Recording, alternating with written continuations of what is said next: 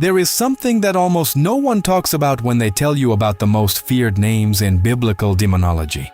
They tell you what these beings did. They describe the terror they inspired. They list their names like a catalog of darkness. But almost no one tells you how their stories end. That silence is not accidental. Because the ending of these stories dismantles something we quietly believe about evil. That it is powerful, that it is permanent, that it operates with impunity. The ending of these stories is not a warning. It is a verdict, and the verdict has already been rendered. But to understand what it means, you need to understand what these beings were before the fall. There was a moment, and this is the part that tends to get forgotten, when the being we now call Satan was not a symbol of rebellion. He was a son of the morning. That phrase is not metaphorical decoration. In the ancient Near Eastern tradition, the morning star was the most luminous object in the pre-dawn sky. To call a being the son of the morning was to say, nothing in the visible world outshines you. And then comes the line that should make any careful reader stop. He said in his heart, I will ascend. I will be like the Most High. Notice what he said to himself, not to anyone else. The first act of the rebellion was interior, a private conversation between a creature and his own ambition, and from that whisper, that single, secret elevation of self above everything else, came a war. The 12th chapter of Revelation describes that war in language that is deliberately cosmic. Michael and his angels fighting against the dragon and his angels. And the dragon loses. He is cast out, thrown down, and the text adds a detail that functions almost like a timestamp. The accuser of our brethren has been cast down, who accused them before our God day and night. That description, accusing day and night, tells you something about the nature of what was cast out. This was not a being defined by raw destruction. This was a being defined by prosecution, by argument, by the relentless legal claim that human beings were irredeemable. There is an irony here, and maybe that is the most unsettling part. The being most obsessed with demonstrating that humanity did not deserve grace became the being whose entire narrative arc is defined by his inability to prevent it. Now, consider what followed the fall. The ancient world did not have a single monolithic understanding of what the rebellious angels became. The Book of Enoch, a text that the earliest followers of Jesus clearly knew and cited, describes something far more specific than abstract demons. It names them. It tracks them. It describes a group of watchers who descended, who made pacts with human civilization, who corrupted the human bloodline, who taught forbidden knowledge, metallurgy for weapons, the art of enchantment, the secrets of astrology and root cutting and cosmetics. Knowledge that sounds innocuous until you understand that in the ancient world, the first weapons of mass destruction were not made of metal. They were made of information. One name emerges from that tradition with unusual weight: Azazel. And the reason his name carries weight is not what he did. It is what he became in the ritual language of Israel. On the Day of Atonement, Yom Kippur, 2 goats were selected. One was sacrificed. The other had the sins of the nation symbolically placed on its head and was driven into the wilderness, sent to Azazel. The rabbinic debate about what that means is still ongoing, but one reading, the reading that makes the most structural sense, is that the nation's sins were being sent back to the one who taught them. The scapegoat was not a sacrifice. It was a return shipment. Think about that for a moment. That is not a minor theological footnote. That is a legal argument written in ritual. The guilt belongs to the teacher, not only the student. Then, there is the name that appears not in apocalyptic literature, but in the ordinary world of households and kitchens, and accumulated resentment: Beelzebub, the Lord of the Flies.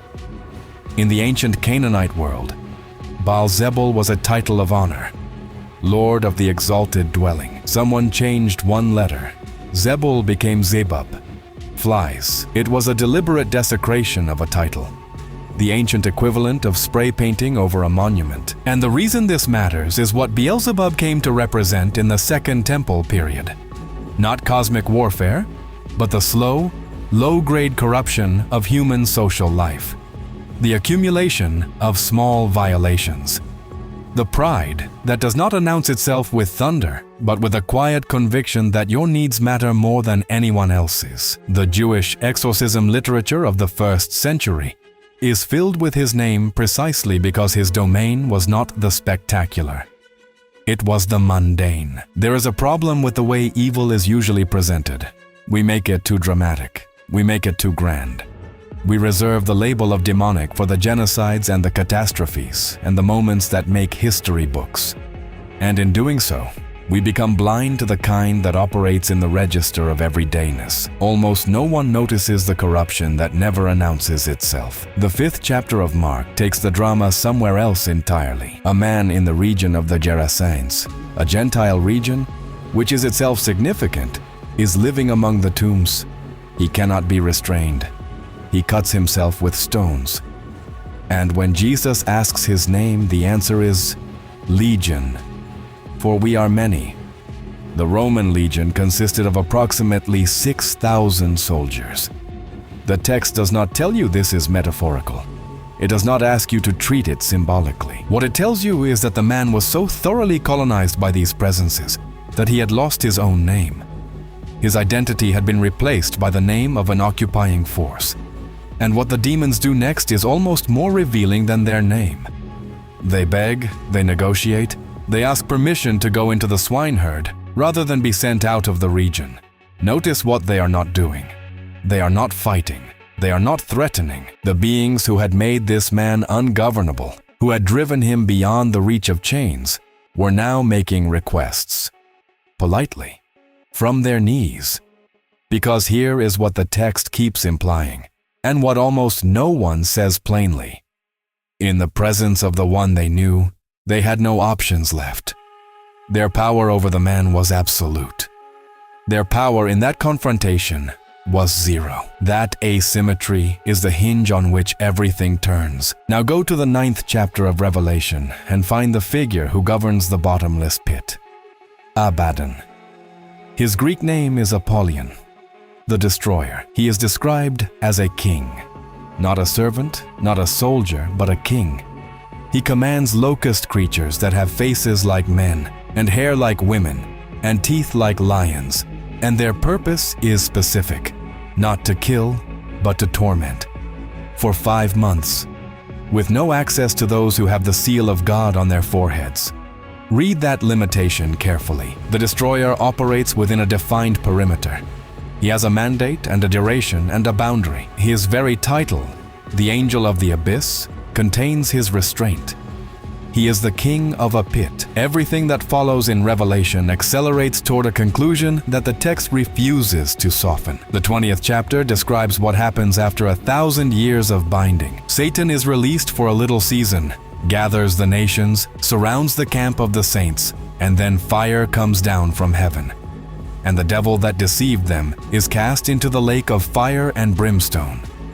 And the text says something that no other judgment in the Bible says quite this way. He shall be tormented day and night forever and ever. That phrase, day and night, appeared before in chapter 12.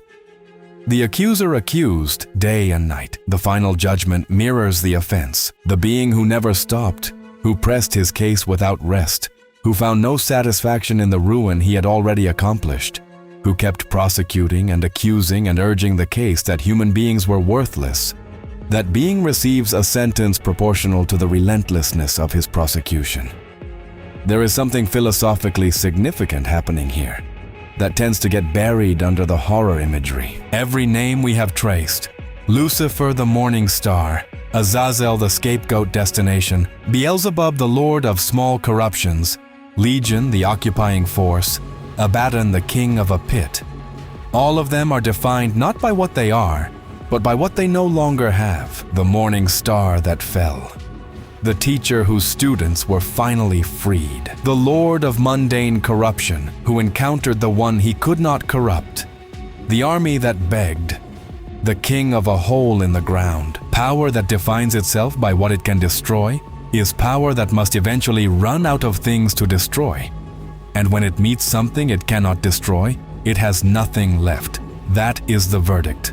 Not announced in triumph, not performed for dramatic effect. Simply stated, matter-of-factly, in the last pages of the last book of the canon, the deceiver, the accuser, the destroyer, all of them arrive at the same destination by different roads at different speeds, with different histories of damage. And the lake of fire does not distinguish between them. Everyone who has ever feared what these names represent, everyone who has ever wondered whether the forces of destruction and corruption and accusation are winning, deserves to know that the question was already answered. The verdict was already rendered. The sentence has already been written.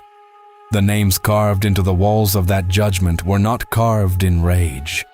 They were carved in the calm of someone who always knew how the story ended. If this investigation left you unsettled, share it with someone who asks the same questions you do.